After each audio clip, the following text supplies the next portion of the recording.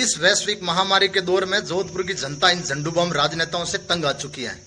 आज सुबह सुबह जब मैंने अखबार पढ़ा तो दिल्ली में बैठे केंद्रीय मंत्री ने एक आरोप लगाया कि राज्य सरकार गरीबों का हक मार रही है और आयुष्मान भारत योजना 400 करोड़ का बजट है उसको लागू नहीं कर रही है, फलाना ढिगड़ा, उनको जो भी बकवास करनी थी कर ली।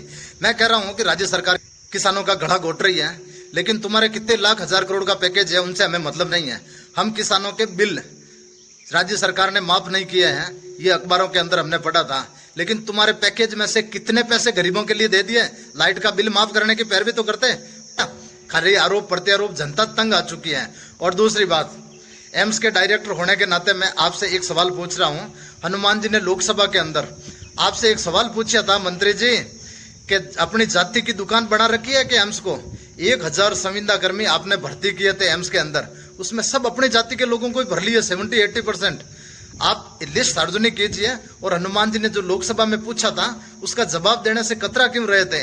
अगर अपनी माँ के लाल हो और इतनी हिम्मत है तो आप संविदा कर्मियों की लिस्ट सार्वजनिक कीजिए और बताइए कि उसके अंदर किसान के बेटे कितने हैं, दलित और SC/ST के कितने बेटे हैं।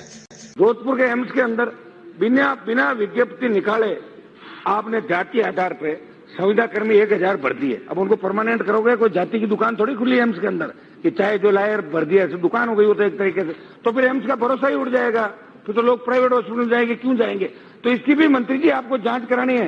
जोधपुर और दिल्ली के अंदर भी जब जब जिनकी सरकारें रही, कांग्रेस की सरकार रही, कांग्रेस की किस जाति का MP वहां गवर्निंग काउंसिल का मेंबर है, उसने अपनी जाति के 300 छोरे लगा दिए, दूसरे ने 600 लगा दिए, तो ये तो धंधा बढ़ गया एक तरीके से।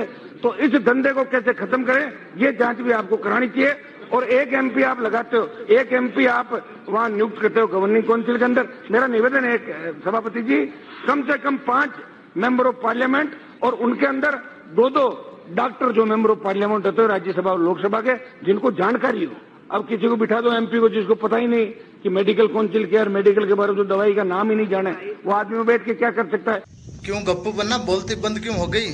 अरे इतने ही दूध के धुले थे तो हनुमान जी को जवाब देते उस समय नहीं दिया, तो आज भी लिस्ट सार्वजनिक कर दो, हम भी तो देखें कि कितने किसान के बेटे, कितने दूसरी जातियों के और कितने दलित भाइयों को तुमने एम्स के अंदर भर रखा है।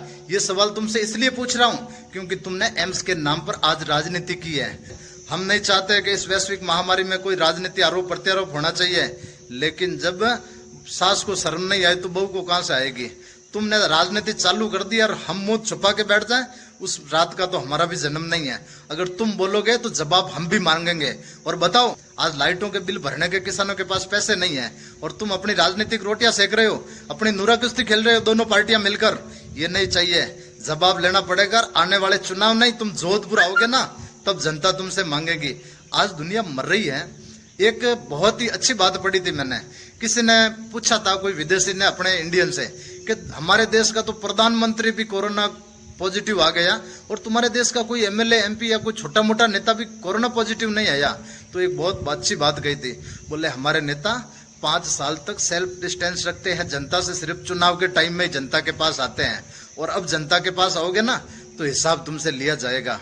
जय हिंद दोस्तों, इन दोगले नेताओं का आप ध्यान रखो और हमारी सोशल मीडिया पर ताकत बढ़ाओ और ऐसे वीडियोज को ज्यादा से ज्यादा शेयर करो। जय हिंद।